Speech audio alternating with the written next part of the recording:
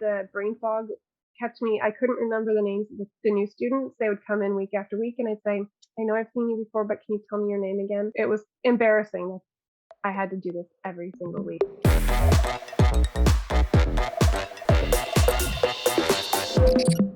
Hey, everybody. Today we are interviewing Charla, who's been struggling with Hashimoto's and PCOS. She had been getting escalating levels of brain fog, fatigue, anxiety, and hair loss. And there was a major impact this has had upon her life, professionally and personally. I'd love for you to see where she is today, just a few months later. For those of you who are just joining us and seeing this video for the first time, if you haven't joined our Facebook group, please join our Facebook group, Transform Autoimmune Disease Naturally. The link is above, where we have tons of case studies just like Charla's, and we have tons of training videos from me about all these root causes of autoimmunity. If you're interested in learning more about our Transform program and you're watching from YouTube or Instagram, please make sure you give us a thumbs up or a like. And there's also a link above to message our team. Feel free to message our team if you're interested in learning more about us or working with us. Charla, why don't you introduce yourself to our audience? I'm Charla, and I'm a homeschooling mother of 3, 2 teenagers and 1 almost teenager. And I live in sunny Florida and really close to Disney, which we all really enjoy. So, question for you, Charla. What diagnosis did you have and what were your top 3 symptoms? I was diagnosed with Hashimoto's in August of 2019, and definite brain fog, fatigue, and hair loss were my 3 most obvious symptoms. Well, on a scale of 0 to 10, 10 being the highest level of symptoms and 0 being no symptom at all, between the fatigue, the brain fog, hair loss, and you had mentioned anxiety in the past, with these symptoms, what was your symptom load on the scale of 0 to 10 before you started this program? I would say probably a 6 to 7, Okay. depending on the day. Okay. And what kind of impact did having these symptoms at 6 or 7 have on you, on your life professionally? A lot. I worked the front desk at a dance studio, and the brain fog kept me, I couldn't remember the names of the new students. They would come in week after week and I'd say, I know I've seen you before, but can you tell me your name again? This is a small studio, so it was embarrassing. I had to do this every single week, every class. Well, okay. And then how did it impact upon your family life with your kids, husband, with yourself? It was rough. The kids got really tired of hearing the same stories multiple times because I'd forget I had told them. And my husband, he would be protecting me, try not to say things that would get me upset. The anxiety, I didn't even realize that the anxiety was an issue. That it wasn't as apparent as the other things, but that was a huge problem too. So at home, you didn't feel like you were able to engage with the kids as much, and then you felt like he felt like he was pussyfooting around you. Hmm. Great. Question for you is that a lot of people, when they get an autoimmune disease like Hashimoto's and have these symptoms, they try to go to their regular doctor, which we all know they are not trained to deal with autoimmunity. But then they think that I'm just going to go find a functional medicine doctor or a naturopath, and that's going to solve this problem with autoimmunity. Now, what's your answer to that? Because you went to 2 before you actually joined this program. Why did you do that? Why not just go find another 6, 7 functional doctors to deal with the situation? What was your experience having gone through 2, and why do you think it didn't work? Okay, I said he threw everything at it. He had me go gluten, soy, and dairy free. That made a huge difference, but it was more than I needed to take out. And I just didn't realize that. Then he had me do food testing, and I eat this ridiculous 37 ingredients for a month. And it was like, hops. Who can cook with hops if you're gluten free? And like, it was ridiculous and it was awful and I felt terrible. So he made you eat all these foods that you already knew were triggering you in order for the test to be accurate. He thought the 37 things were the things that I tested well. So not only avoid the bad, but only eat the things that tested strongly, that were good for me. But was that information even accurate or correct? Now, no, not even close.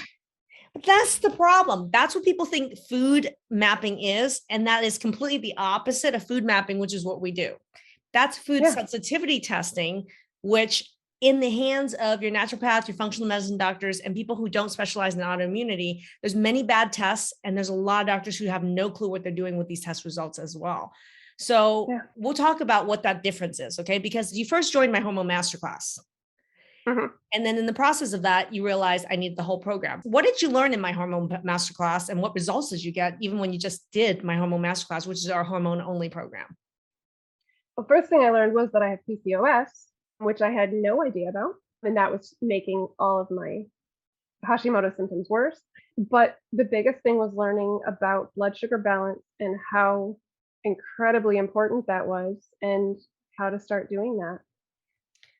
Big thing was learning the diagnosis. It's not just Hashi's. Hashi's is an autoimmune attack against your thyroid. But what people don't realize with Hashimoto's is when your body already mistakes one part of your cells, your hormone making cells, is a germ and is trying to kill it. What's the likelihood it's also going to try to kill your ovary cells or your adrenal cells or your insulin producing cells? Those are hormone making cells that look identical to your thyroid cells. It's 100%. Yeah. So Yeah. Hashi's or even most autoimmune disease, people actually have other autoimmune attack targets in hormone making organs. And that's why our hormones also suck. But yet sucky hormones trigger worse autoimmunity. It's like this constant cycling going on. So you learn PCOS and you realize with PCOS and with my hormone masterclass that you had shitty blood sugars. Okay, great.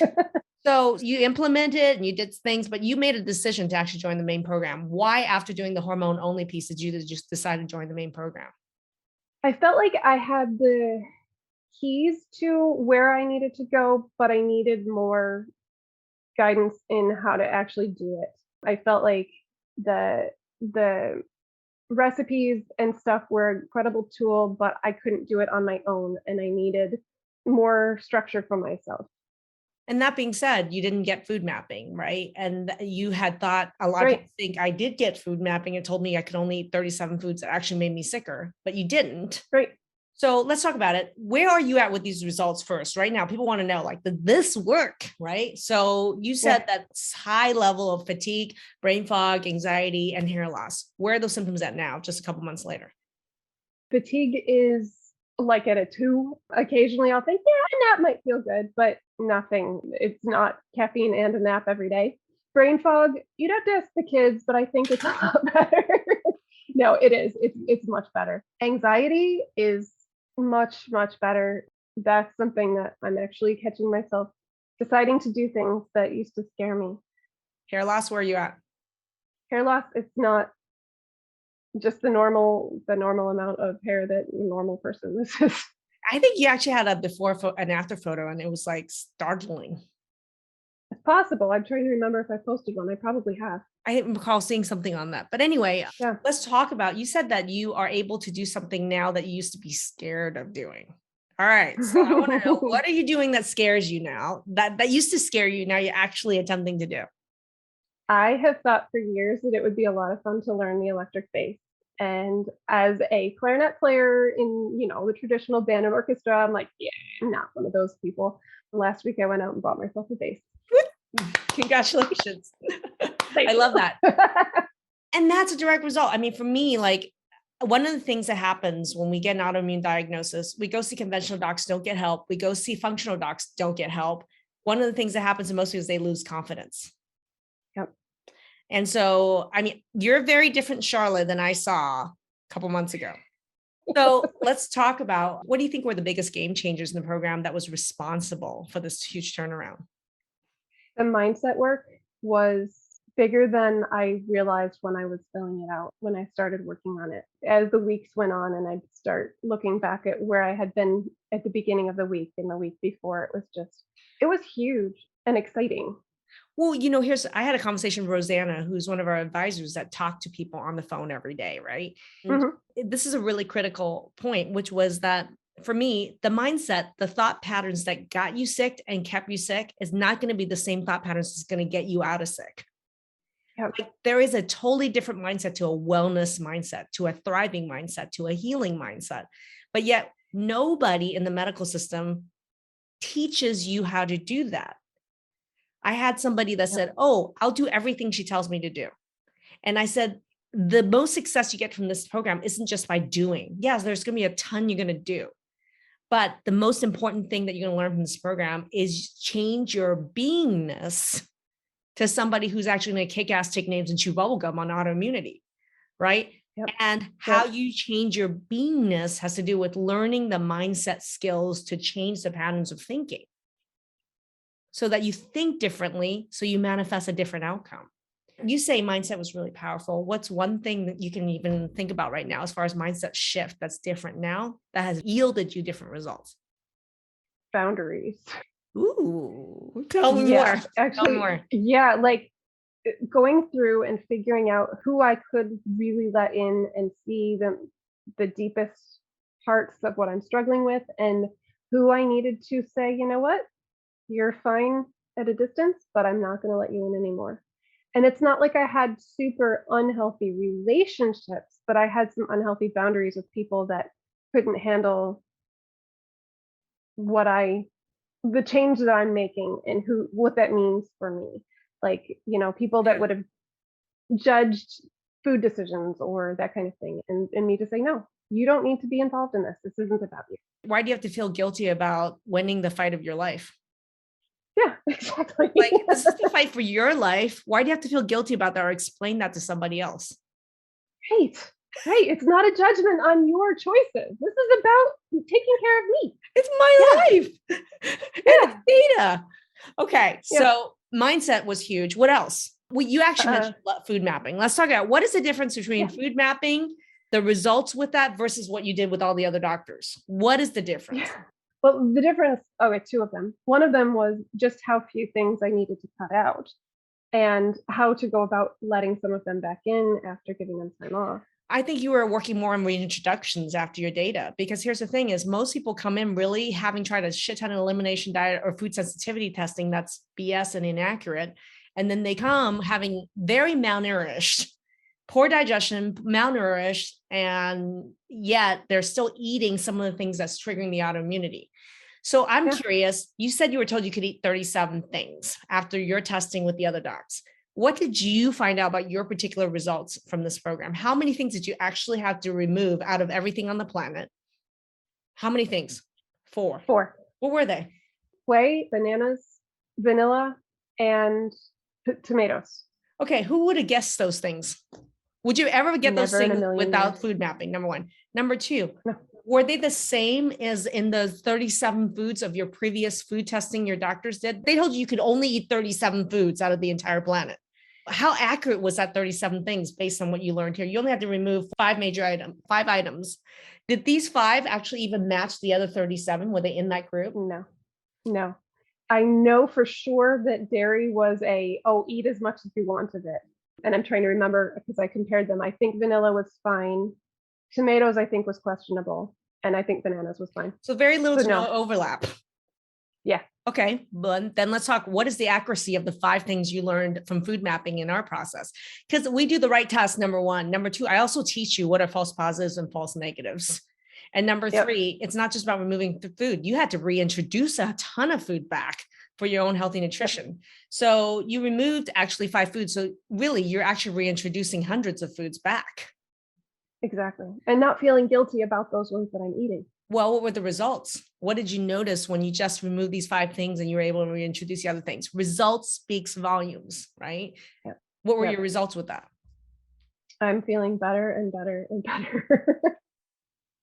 Only 5 things. Yeah. And 2 of those things had come back in. You were able to reintroduce some of the borderline ones, is what you're saying. That were borderline. Well, that was the other thing we learned is that on our tests that we do and in our process of removal and reintroductions, not everything is a forever gone. So out of those 5 things, really, you're talking 3 things left and you feel better. Yeah. That's the difference with food mapping versus everything else that's out there. And it's so hard for me to explain to people because I've had food sensitivities done. Well, most of those tests are absolutely inaccurate, and none of your doctors have ever been trained on the false positives and negatives of people with autoimmunity. So it's a show out there for food sensitivity. It is. So, okay, mindset, food mapping. Let's talk about hormones and blood sugar. You said you have PCOS. People are like, what is PCOS? What the hell does it have to do with you and Hashimoto's, and why do I care? So can you answer that? Well, PCOS is, like you had mentioned, an attack on your ovaries. And it's all about your blood sugar. And so by controlling your blood sugar, you Managing it. stop. Yeah. Yeah. Yeah. By keeping it from those spikes and those dips, it keeps your body from attacking it anymore. Correct. Like, so PCOS is actually a hormone condition that we will find in the future that's going to have a huge link with people with autoimmunity. But there are many hormone patterns that's linked with autoimmune. That's just one of them. That's why we have a whole hormone component of our program. And one of the main pillars of our program is blood sugar mastery. And what we've learned and you've learned is it's when the blood sugar goes high to low or low to high, these swings is what triggers autoimmunity. Who knew, right? So I'm going to ask you, what did you notice when you started mastering your blood sugar in our programs? Everything changed. I went from the lack of energy and the lack of memory to getting them both back and the confidence back.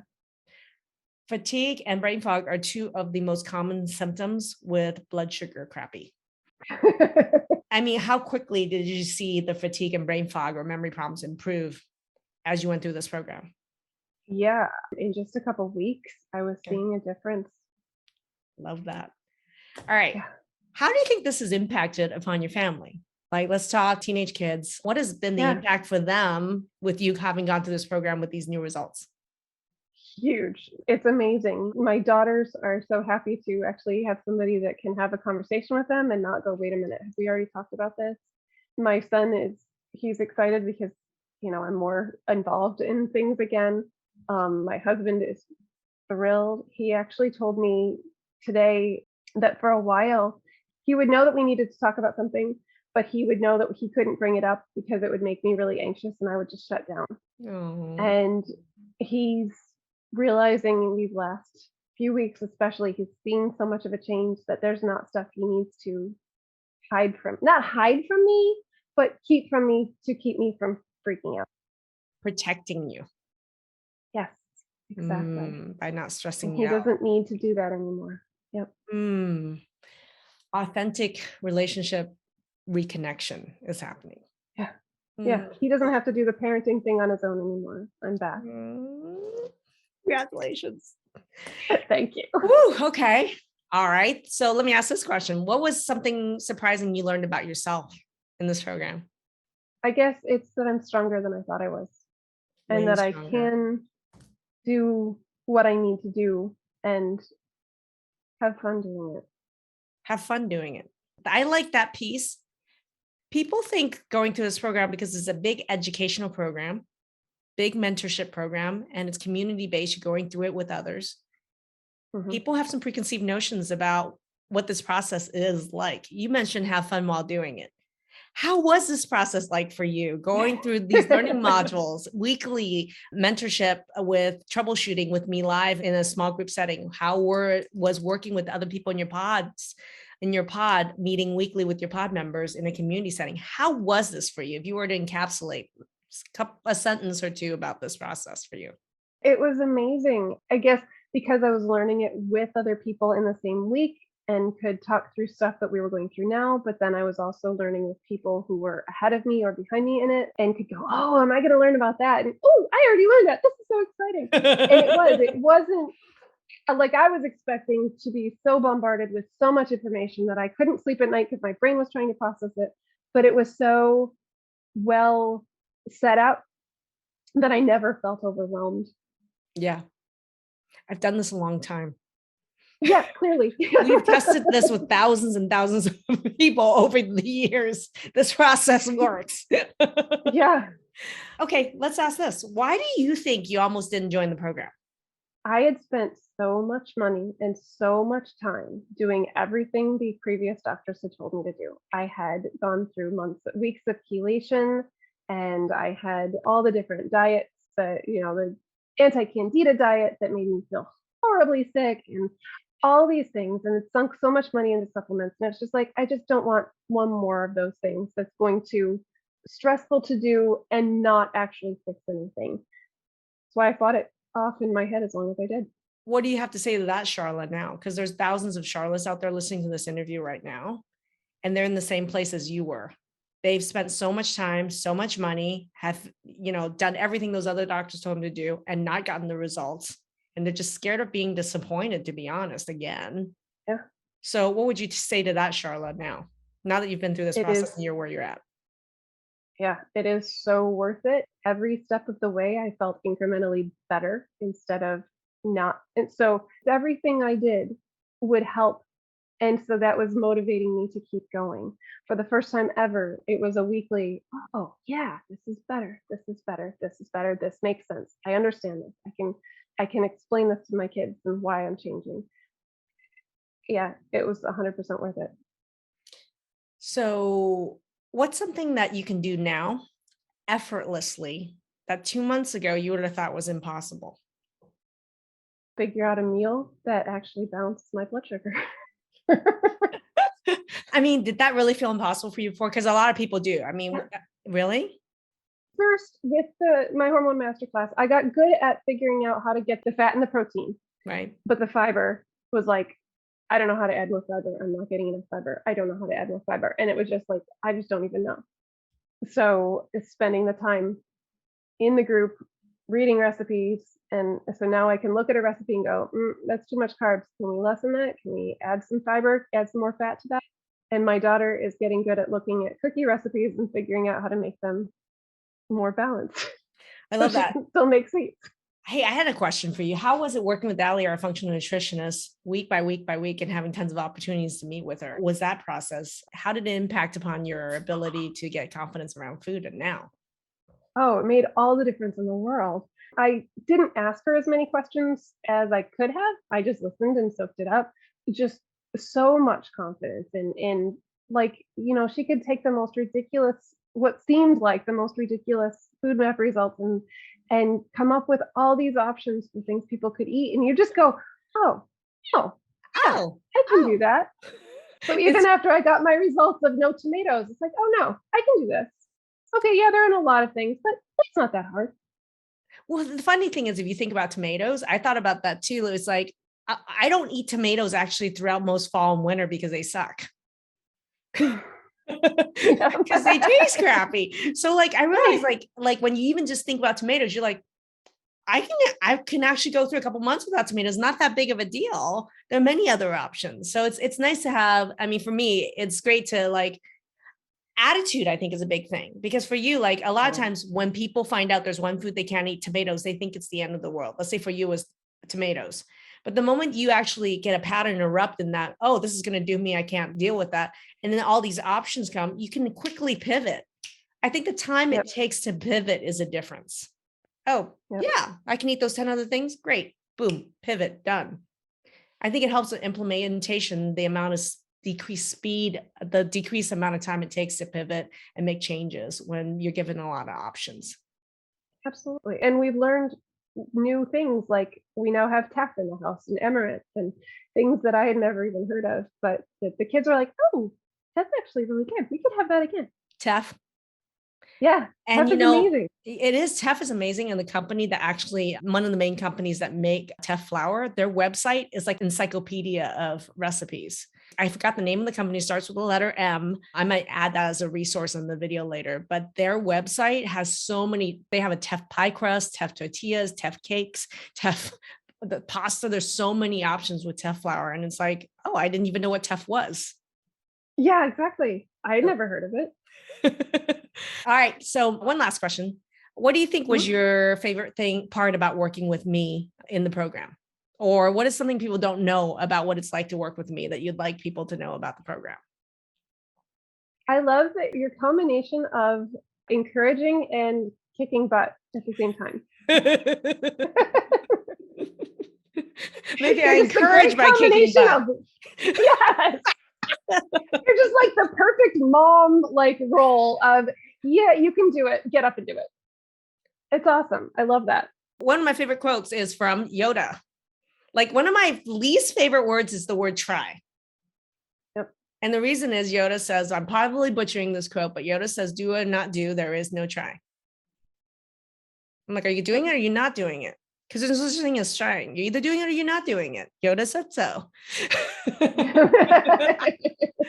Awesome. I love it. Thank you so much for spending time with us and sharing your journey with us. Thank you for letting me do this. Great. Just a little wrap up question at the end. I was curious from a supplementation standpoint. People are always in the group asking for feedback on supplements that our alumni are learning about and using. Did you have any experiences with any of the supplements that you would like to share with other people outside the program? I'm most excited about the Digestit, the enzyme. Yeah, I've been taking enzymes for years, but these work. We didn't even talk about digestion. Let's spend a little quick minute. People don't realize how important digestion is in pain or autoimmunity. And that's one of the things that we're going to be talking about in the Pain Week in the Facebook group is the role of digestion. But tell me a little bit about your history about that with digestion and other enzymes. I've been taking them for years. My in-laws always talked about the importance of digestive enzymes.